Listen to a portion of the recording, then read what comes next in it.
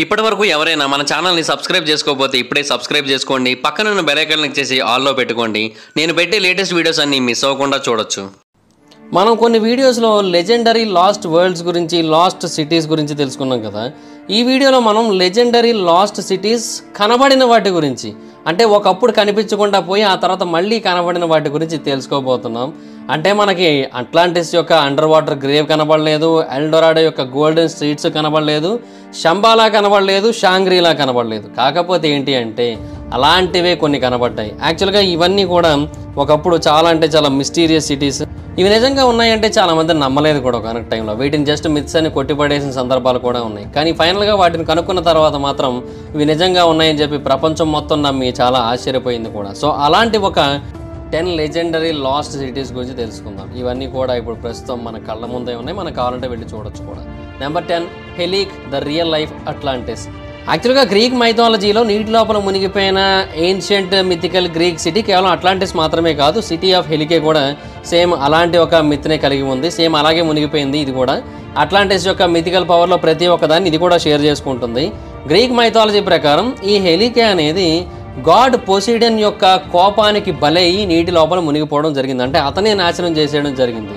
ఆ సిటీలో ఉన్న రెసిడెంట్స్ అందరూ కూడా ముందు లోనియన్ ట్రైబ్ వాళ్ళని అక్కడ నుంచి తరిమేశారు. వాళ్ళు గాడ్ ఆఫ్ సీ అయిన పోసిడన్కి లాయల్ వర్షిపర్స్. అయితే వాళ్ళని ఎప్పుడైతే ఆ ప్రాంతం నుంచి తరిమేశారో మిగతా వాళ్ళు వచ్చి పోసిడన్కి కోపం వచ్చింది. సో ఆ నగరం మొత్తాన్ని కూడా రాత్రికి రాత్రి నీటిలో ముంచేయడం జరిగింది. హెలికే 373 బిఫోర్ ద కామన్ ఆ టైంలో నాశనం అయిపోయింది. అండ్ శతాబ్దాల పాటు అది అలాగే అక్కడే ఉంది.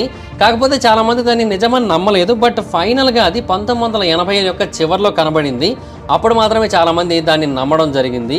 ఇద్దరు ఆర్కియాలజిస్టులు ఒక ప్రాంతంలో పరిశోధనలు చేస్తున్న టైంలో వాళ్ళకి ఫైనల్గా దీని గురించిన కొన్ని ఆధారాలు అయితే దొరికాయి. సుమారుగా ఒక దశాబ్దం పాటు పనిచేశారు వాళ్ళు దీనికోసం.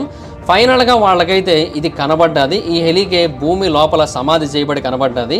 చాలా అడుగుల లోతులో ఉంది. అండ్ ఆ డిజాస్టర్ కారణంగా ఆ నగరం చాలా వరకు నాశనం అయిపోయింది. అండ్ ఆ టీం వాళ్ళు గమనించింది ఏంటి అంటే భూకంపం కారణంగా ఇది పూర్తిగా నాశనం అయిపోయిందని అర్థమైంది. ఆ భూకంపం వల్ల ఆ గ్రౌండ్ లిక్విఫైడ్ అయిపోయింది. అంటే ఆ ప్రాంతం అంతా కూడా నేల నీటిలాగా మారిపోయింది. సో దానివల్ల పైన నగరం ఏదైతే ఉందో అది కొలాప్స్ అయిపోయి భూమి లోపలికి వెళ్ళిపోయింది. సో అందువల్ల మనం దాన్ని తవ్వి తీయడానికి చాలా ఏళ్ళు టైం అయితే పట్టింది. బట్ ఫైనల్గా ఇప్పుడైతే అది కనబడ్డది. అండ్ ఇప్పుడు ప్రజెంట్ ఓపెన్గానే ఉంది ఆ నగరం. దానికి సంబంధించిన ఎన్నో రూమ్స్ ఇప్పుడు మనకి ఓపెన్గా కనబడుతూ ఉంటాయి ఆ ప్రాంతంలో. హలో గైస్, మీరు ఇప్పుడు సంపాదిస్తున్న దానికంటే ఎక్కువ ఇన్కమ్ని సంపాదించాలనుకుంటున్నారా? అయితే మీకున్న బెస్ట్ ఆప్షన్ స్టాక్ మార్కెట్లో ఇన్వెస్ట్ చేయడం. స్టాక్ మార్కెట్లో రైట్ నాలెడ్జ్తో ఇన్వెస్ట్ చేసినట్టయితే మీరు చాలా పెద్ద మొత్తంలో డబ్బులు సంపాదించవచ్చు. స్టాక్ మార్కెట్లో ఇన్వెస్ట్ చేయాలంటే మీకు ఖచ్చితంగా ఒక డీమ్యాట్ అకౌంట్ కావాలి. డీమ్యాట్ అకౌంట్ ఇవ్వడానికి ఇండియాలో చాలా కంపెనీస్ ఉన్నాయి. But angel one is the number 1 company. నేను కింద డిస్క్రిప్షన్లో ఏంజిల్ వన్ యొక్క లింక్ని అయితే ఇచ్చాను. దాని మీద క్లిక్ చేసి మీరు అకౌంట్ ఓపెన్ చేసినట్టయితే మీరు ఏంజిల్ వన్లో ఫ్రీగా డీమ్యాట్ అకౌంట్ ఓపెన్ చేసుకోవచ్చు. ఇప్పుడే దాని మీద క్లిక్ చేసి మీ యొక్క డీమ్యాట్ అకౌంట్ ఓపెన్ చేసుకొని మీ స్టాక్ మార్కెట్ ఇన్వెస్ట్మెంట్ జర్నీని స్టార్ట్ చేయండి. ఇందులో లాభాలు ఉంటాయి, నష్టాలు ఉంటాయి, గమనించగలరు. Number 9, Dwarka home of Krishna. హిందువులందరికీ కూడా ద్వారకా గురించి ఖచ్చితంగా తెలిసే ఉంటుంది. ఎందుకంటే ఇది ఒక పవిత్రమైన నగరం, కృష్ణుడి యొక్క పురాతనమైన ఇల్లు. అండ్ కృష్ణుడు ఒకప్పుడు ఆ ప్రాంతంలో నివసించాడు, నడిచాడు, పరిపాలించాడు, అన్నీ చేశాడు. సుమారుగా 5000 సంవత్సరాల క్రితం ఈ ప్రాంతాన్ని అతను పరిపాలించడం జరిగింది కృష్ణ భగవానుడు. అయితే ద్వారకని ఆ టైంలో చాలా అంటే చాలా గొప్ప గొప్ప ఆర్కిటెక్ట్స్ నిర్మించడం జరిగింది. అండ్ కృష్ణుడి యొక్క ఆదేశాల మేరకు ఆ నగరాన్ని చాలా అద్భుతంగా క్రిస్టల్స్తో, సిల్వర్తో, ఎమరాల్డ్స్తో నిర్మించడం జరిగింది. అంతేకాదు 16,000 మంది గోపికల కోసం 16,000 ప్యాలెస్లను కూడా నిర్మించాడని చెబుతూ ఉంటారు. అయితే ఆ తర్వాత ఆ నగరం కంప్లీట్గా నాశనం అయిపోయింది ఒక పెద్ద యుద్ధంలో. అండ్ ఆ తర్వాత అది కంప్లీట్గా నీటి లోపల మునిగిపోయింది. అయితే దీని గురించి చాలామంది మొదట్లో నమ్మలేదు. బట్ ఆర్కియాలజిస్టులు ద్వారక ఏ ప్రాంతంలో అయితే ఉంటుందని మొదటి నుంచి చెప్పబడుతూ వచ్చిందో ఆ ప్రాంతంలో నీటి లోపల కొన్ని సెర్చింగ్స్ అయితే చేయడం జరిగింది. ఆ టైంలో వాళ్ళకు ఒక ఏన్షియంట్ సిటీ యొక్క రూన్స్ అయితే కనబడ్డాయి. అండ్ ఎగ్జాక్ట్గా ద్వారకా యొక్క డిస్క్రిప్షన్తో మ్యాచ్ అవుతున్నాయి. అఫ్కోర్స్ దాంట్లో 16,000 సిల్వర్ ప్యాలెస్లు అయితే లేవు. బట్ అయినప్పటికీ కూడా ఒక పెద్ద ఏన్షియంట్ సిటీ యొక్క లేఅవుట్ అయితే కనబడుతోంది, చాలా కన్స్ట్రక్షన్స్ అయితే కనబడుతున్నాయి. సో ద్వారక ఎలా ఉంటుందని అయితే మనం ఊహించుకున్నామో సేమ్ అలాగే ఉందన్నమాట. అండ్ వీటన్నిటిని కూడా పరిశోధించినప్పుడు ఆ ప్రాంతంలో వీటిని 9,000 సంవత్సరాల క్రితం నిర్మించారని తెలిసింది. సో అంటే ద్వారక 9,000 సంవత్సరాల క్రితం భూమి మీద అత్యంత ఓల్డెస్ట్ సిటీగా నిర్మింపబడింది అనమాట. అండ్ దాని యొక్క పీక్ స్టేజ్లో ఇది one of the busiest seaport in the world. And second millennium before the common ఎరా టైంలో ఇది నీటి లోపల మునిగిపోయి ఉండొచ్చని అయితే చాలామంది అభిప్రాయపడుతూ వచ్చారు. దీని గురించి కొంతవరకు స్టడీ చేసిన తర్వాత రీసెంట్గా మన ప్రధానమంత్రి నరేంద్ర మోడీ గారు కూడా అక్కడికి వెళ్ళి పూజలు కూడా చేయడం జరిగింది కదా. Number 8, great Zimbabwe the medieval castle of Africa. 16వ శతాబ్దం యొక్క మొదట్లో పోర్చుగీస్ ఎక్స్ప్లోరర్స్ చాలామంది ఆఫ్రికాలో ఉన్న ఒక క్యాస్ట్ల గురించి చాలా కథలు విన్నారనమాట. ఇప్పటి కాలంలో దాన్ని జింబాబ్వే అని పిలుస్తున్నారు. అండ్ ఒకప్పటి కాలంలో అక్కడ నేటివ్స్ నివసించేవారు కదా, వాళ్ళు ఈ స్టోరీస్ అన్నీ కూడా చెప్పడం జరిగింది. వాళ్ళు చెప్పింది ఏంటంటే ఒక పెద్ద స్టోన్ ఫోర్ట్రెస్ చుట్టూ చెట్లతో కవర్ చేయబడి చాలా అంటే చాలా భారీగా ఉంటుందని చెప్పారు. అండ్ లోకల్స్ దాన్ని సింబోయే అని పిలుస్తారనమాట. దాన్ని ఎవరు నిర్మించారు, ఎందుకు నిర్మించారు అనేది ఎవరికి కూడా తెలియదు. ఒక ఎక్స్ప్లోరర్ దాని గురించి ఏమని రాశాడంటే ఎవరు ఎప్పుడు ఎందుకు నిర్మించారో తెలియదు, కానీ అది చాలా అంటే చాలా పెద్దగా ఉంటుంది. కాకపోతే అప్పటి పీపుల్ రైటింగ్ అనే ఆర్ట్ని ఇగ్నోర్ చేయడం జరిగింది. అందువల్ల దానికి సంబంధించిన ఎలాంటి రికార్డ్స్ లేవు. కానీ కొంతమంది అయితే దాన్ని దెయ్యం నిర్మించిందని చెబుతూ ఉంటారు. ఎందుకంటే అంత పెద్ద కోట నిర్మించడం మనుషులకైతే సాధ్యం కాదు అని చాలామంది అభిప్రాయపడుతూ ఉంటారు. మనుషులు ఏమాత్రం అలాంటివి చేయలేరని నమ్ముతూ ఉంటారని అయితే ఆయన రాశారు. చాలామంది అదే నమ్మారు కూడా. అలా శతాబ్దాల పాటు యూరోపియన్స్ ఈ సింబోయ్ అనేది ఒక మూఢనమ్మకం, ఒక కట్టు కథ అన్నట్టే నమ్మారు. బట్ 19వ శతాబ్దంలో వాళ్ళు యాక్చువల్గా దాన్ని కనుగొనడం జరిగింది. జింబాబ్వేలో ఒక మ్యాసివ్ స్టోన్ క్యాసిల్ ఉంది. అది 11 మీటర్ల ఎత్తున్న వాల్స్తో నిర్మింపబడింది. అంటే 36 అడుగులు ఎత్తుంటాయి దాని గోడలు. ఆ క్యాసిల్ని కరెంట్ ఎరా 900 టైంలో ఒక ఆఫ్రికన్ సివిలైజేషన్ వాళ్ళ చేత నిర్మింపబడింది. బట్ ఆ సివిలైజేషన్ తర్వాత ఏమైపోయిందో ఎవరికీ తెలియదు. అండ్ ఈ సివిలైజేషన్తో మాత్రమే ఆ కోట కనెక్ట్ అయ్యి ఉండి వాళ్ళు మాయమైపోయిన తర్వాత ఈ కోటను కంప్లీట్గా వదిలేయడం జరిగింది కదా. సో అందువల్ల దీని గురించి ఎవరికి కూడా ఇమీడియట్గా తెలియలేదు. ఆ కోట లోపల చాలా రిలిక్స్ ఉన్నాయి.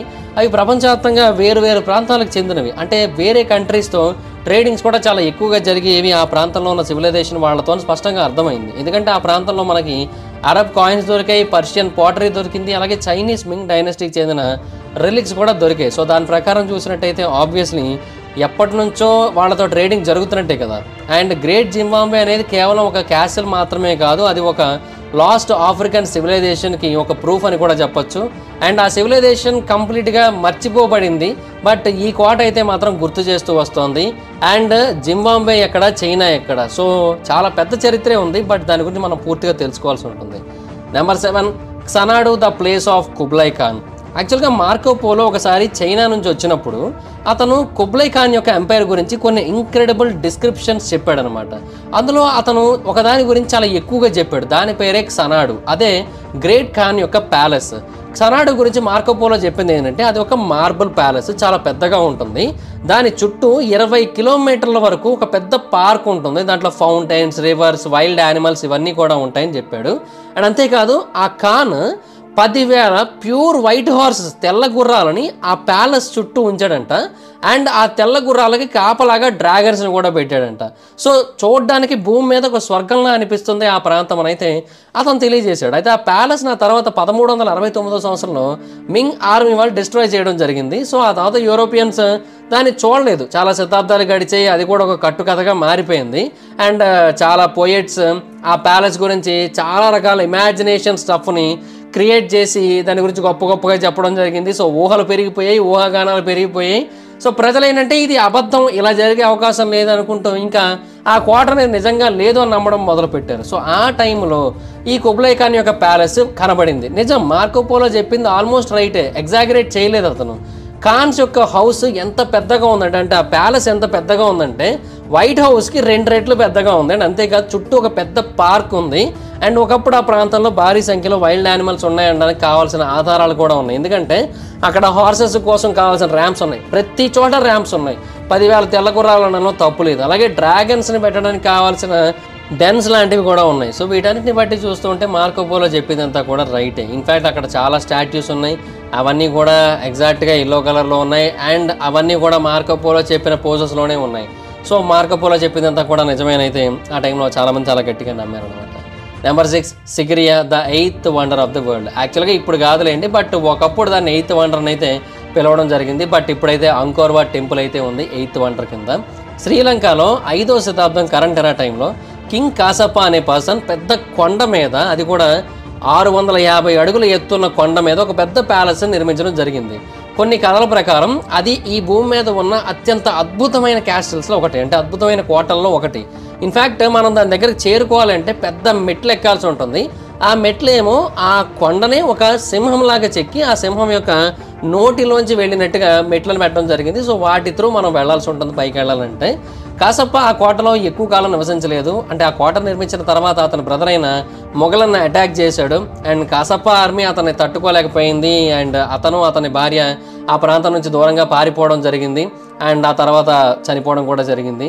అయితే సిగిరియాని ఆ తర్వాత వేరే వాళ్ళు కాంకర్ చేసి ఆ తర్వాత కొన్నాళ్ల పాటు అక్కడ పరిపాలించాక ఆ తర్వాత దాన్ని కేవలం కింగ్ కోసం మాత్రమే యాక్సెస్ పెట్టి ఇంకా ఆ తర్వాత వదిలేయడం జరిగింది. కొన్నాళ్ల తర్వాత ఒక బుద్ధిస్ట్ మోనస్ట్రీ కూడా ఆ ప్రాంతంలో ఏర్పాటు చేయబడ్డది.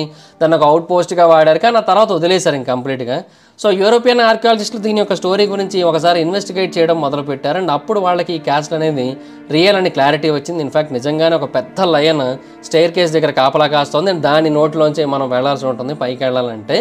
అండ్ లోపల భాగంలో కూడా చాలా అంటే చాలా అద్భుతంగా ఉంటుంది. ఎందుకంటే దాని లోపల భాగంలో ఏవైతే వర్క్స్ జరిగాయో కోటలో అవన్నీ కూడా చాలా అంటే చాలా పర్ఫెక్ట్గా కావాలని ఆ రాజు దగ్గరుండి మరీ చేయించుకున్నట్టయితే అనిపించింది అనమాట. ఇన్ఫ్యాక్ట్ లోపల నడుస్తుంటే అక్కడ ఉన్న గాజు వాల్స్ మీద మన యొక్క రిఫ్లెక్షన్ చాలా అంటే చాలా పర్ఫెక్ట్గా పడుతుంది అనమాట. సో ఒకనొక టైంలో యునెస్కో వాళ్ళు ఈ సిగిరియాని 8th వండర్ ఆఫ్ ద వరల్డ్గా డిక్లేర్ చేశారు. ఇప్పుడు ప్రస్తుతానికైతే ఇది one of the most popular tourist attraction in Sri Lanka. But దీన్ని అయితే మాత్రం ప్రస్తుతానికి ఎవరు పెద్దగా పట్టించుకోవట్లేదు. వెళ్ళడం చూడడం వచ్చేయడం అన్నట్టే ఉంటుంది పరిస్థితి. Number 5, Leptis Magna, the Roman city buried in sand. యాక్చువల్గా లిబియాలో ఒక మ్యాసివ్ రోమన్ సిటీ ఉంది. ఒకప్పుడు ఇది చాలా అంటే చాలా పెద్ద ట్రేడింగ్ హబ్ రోమన్ ఎంపైర్కి. కాకపోతే అది శాండ్ స్టార్మ్ కారణంగా కంప్లీట్గా ఇసుకలో కూరుకుపోవడం జరిగింది. ఆ సిటీ పేరు లెప్టిస్ మ్యాగ్నా. ఒకనొక టైంలో రోమన్ ఎంపరర్ అయిన సెప్టిమస్ సెర్వస్ ఈ ప్రాంతంలోనే పరిపాలించాడు. అండ్ ఇన్ఫ్యాక్ట్ అతను పుట్టింది కూడా ఇక్కడే. అతను దీన్ని చాలా పెద్ద నగరంగా మార్చేశాడు. అండ్ తన ఎంపైర్లో one of the most important పార్ట్గా కూడా మార్చాడు. బట్ రోమన్ ఎంపైర్ ఎప్పుడైతే పడిపోవడం మొదలుపెట్టిందో లెప్టిస్ మ్యాగ్నా కూడా పడిపోయిందనమాట. అండ్ ఆ టైంలో చాలామంది రైడర్స్ ఆ ప్రాంతానికి వచ్చి దాన్ని నాశనం చేశారు. తర్వాత అరబ్ ఇన్వైడర్స్ వచ్చి ఇంకా నాశనం చేశారు. తర్వాత కంప్లీట్గా వదిలేయడం జరిగింది. ఇంకా తర్వాత పూర్తిగా మర్చిపోయారు. అండ్ ఒకనొక టైంలో ఇసుక తుఫాన్ వచ్చింది. అండ్ ఆ తుఫాన్ కారణంగా ఇది కంప్లీట్గా ఇసుకలో కూరుకుపోయింది. ఈ లెప్టిస్ మ్యాగ్నా అనేది 1200 సంవత్సరాల పాటు అలా ఇసుక కిందే ఉంది. బట్ 19వ శతాబ్దంలో కొంతమంది ఆర్కియాలజిస్టులు దీన్ని కనుగొనడం జరిగింది.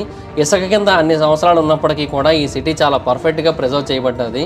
కొన్ని చోట్ల విరిగిపోయిన కోటలు కనిపించే తప్ప మ్యాక్సిమం ఆ సిటీ అంతా కూడా పర్ఫెక్ట్గానే ఉంది. ఇప్పటికీ కూడా మనం కావాలనుకుంటే ఆ నగరంలో వాక్ చేయొచ్చు, ఆ నగరం మొత్తాన్ని కూడా చూడొచ్చు. ఈ లెప్టిస్ మ్యాగ్నాలో మనకి యాంపీ థియేటర్ ఉంది, బాత్స్ ఉన్నాయి, బాసిలికా ఉంది, సర్కస్ ఉంది. అవన్నీ కూడా ఇప్పటికీ పర్ఫెక్ట్ కండిషన్లో ప్రిజర్వ్ చేయబడ్డాయి. సో వాటన్నిటిని చూస్తూ ఉంటే ఆ సిటీ యొక్క ప్రైమ్ టైంలో మనం దాన్ని విజిట్ చేస్తారంటే అనిపిస్తూ ఉంటుంది. అండ్ టైం మిషన్ ఎక్కే కాలంలో వెనక్కి వెళ్ళిన ఫీలింగ్ వస్తూ ఉంటుంది. సో అదొక లాస్ట్ ఫర్గెటన్ సిటీ. బట్ ఇప్పుడైతే మాత్రం అది కనబడింది, అందరూ కూడా దాన్ని చూస్తున్నారు. Number 4, Finland, the Viking land of plenty. 1073 ఇయర్లో ఒక జర్మన్ క్లెరిక్ ఉన్నాడు. అతని పేరు ఆడమ్ ఆఫ్ బ్రెమెన్.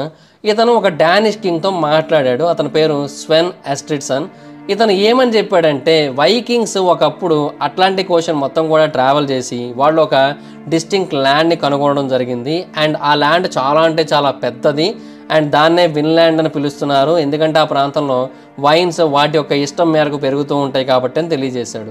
అయితే ఈ స్టోరీని అతను ఒకడే కాదు, ఇంకా చాలామంది చాలా చోట్ల కూడా మెన్షన్ చేయడం జరిగింది. యాక్చువల్గా వైకింగ్స్ ఆ స్థలాన్ని వాళ్ళ ఆధీనంలో తీసుకొని ఆ తర్వాత వేరే వాళ్ళకు కూడా మెల్లిమెల్లిగా ఆ స్థలాన్ని ఇస్తూ వచ్చారంట. ఆ టైంలో అక్కడ చాలామంది నేటివ్ పీపుల్ నివసించేవారు. ఆ నేటివ్ పీపుల్ అందరినీ కూడా స్క్రేలింగర్స్ అని పిలిచేవారు. అయితే వీళ్ళందరూ కూడా తెల్లటి దుస్తులు మాత్రమే ధరించి కేవ్స్లో హోల్స్లో నివసించేవారంట. బట్ వాళ్ళ మీద కూడా ఒక టైంలో అటాక్స్ అనేవి జరిగాయి. వాళ్ళందరినీ కూడా అక్కడ నుంచి పంపేయడం జరిగింది. సో ఈ విన్లాండ్ గురించి వైకింగ్ మిత్స్లో చాలా చోట్ల చెప్పబడింది. బట్ శతాబ్దాల పాటు చాలామంది ఏంటంటే ఇది నిజం కాదని నమ్మారు. ఈవెన్ స్పానిష్ వాళ్ళు అమెరికాని రీచ్ అయిన తర్వాత కూడా దీని గురించి చెప్పుకోబడింది. బట్ వాళ్ళు కూడా ఇది అబద్ధమని నమ్మారు. బట్ 1960sలో ఫైనల్గా దీన్ని అయితే కనుగొనడం జరిగింది. వాళ్ళకి ఆ టైంలో కెనడాలోని న్యూ ఫౌండ్లాండ్లో ఉన్న లాన్సే ఆక్స్ మీడోస్ అనే ఒక ప్రాంతంలో ఒక సైట్ కనబడ్డది. అదే ఆర్కియాలజిస్టులు ఎప్పటి నుంచో వెతుకుతున్న వైకింగ్ సెటిల్మెంట్ సైట్. అదే విన్లాండ్. 11వ శతాబ్దం టైంలో వాళ్ళు ఆ ప్రాంతంలో రూల్ చేయడం జరిగింది. అండ్ ఆ విన్లాండ్ ఫైనల్గా ఇప్పుడైతే బయటపడిందని అయితే శాస్త్రవేత్తలు కన్ఫర్మ్ చేయడం జరిగింది. Number 3, Heracleion, the drowned Egyptian city. Heracleion అనేది ఏన్షియంట్ ఈజిప్టియన్ గ్రీక్ మిథాలజీస్లో చాలా అంటే చాలా స్పష్టంగా మెన్షన్ చేయబడిన సిటీ. ఇన్ఫ్యాక్ట్ ఈ ప్రాంతం నుంచే హెరాక్లస్ ఆఫ్రికా వైపు మొట్టమొదటిగా అడుగులు వేశాడు అని అయితే చెబుతూ ఉంటారు. అండ్ ఈ ప్రాంతంలోనే ప్యారిస్ ఆఫ్ ట్రాయ్ అండ్ అతని యొక్క స్టోలెన్ బ్రైడ్ హెలెన్ కొన్నాళ్ళ పాటు తలదాచుకోవడం జరిగింది ట్రోజన్ వార్ టైంలో అని కూడా చెబుతూ ఉంటారు. బట్ ఎక్కడ అనేది ఎవరికి కూడా పూర్తిగా తెలియదు. అండ్ ఒకనొక టైంలో ఈజిప్ట్లోని one of the most important port ఈ నగరం అని కూడా చెబుతూ ఉంటారు. బట్ ఇదైతే అండర్ వాటర్లో ఉంది. సుమారుగా 2200 సంవత్సరాల క్రితం ఈ హెరాస్లియన్ని పెద్ద భూకంపం ఆరు సునామీయో తాకడం జరిగింది. సో దాని కారణంగా ఇది కంప్లీట్గా నీటి లోపల మునిగిపోయింది.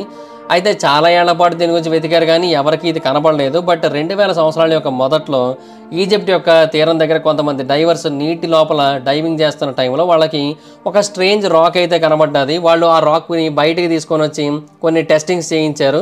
అప్పుడు ఆ రాక్ ఒక ఏన్షియంట్ స్టాట్యూకి చెందిన పీస్ అని అయితే వాళ్ళకి తెలిసింది. సో అక్కడ ఏదో ఉందని వాళ్ళకైతే అర్థమైంది. సో ఇమీడియట్గా మళ్ళీ లోపలికి వెళ్ళి ఆ ప్రాంతంలో మళ్ళీ పరిశోధనలు అయితే చేశారు. అప్పుడు వాళ్ళకి ఫుల్ స్టాట్యూస్ కనబడ్డాయి, జ్యువెల్స్ కనబడ్డాయి, అండ్ ఈవెన్ ఒక ఏన్షియంట్ ఈజిప్షియన్ టెంపుల్స్ యొక్క రూన్స్ కూడా కనబడ్డాయి.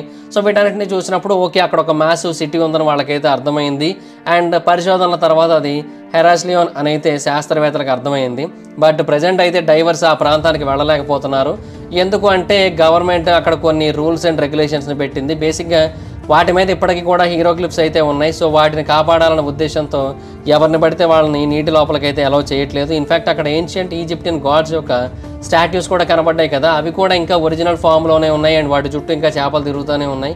సో ఒక ఎంటైర్ లాస్ట్ సిటీని నీటి లోపల కనుగొనడం జరిగింది.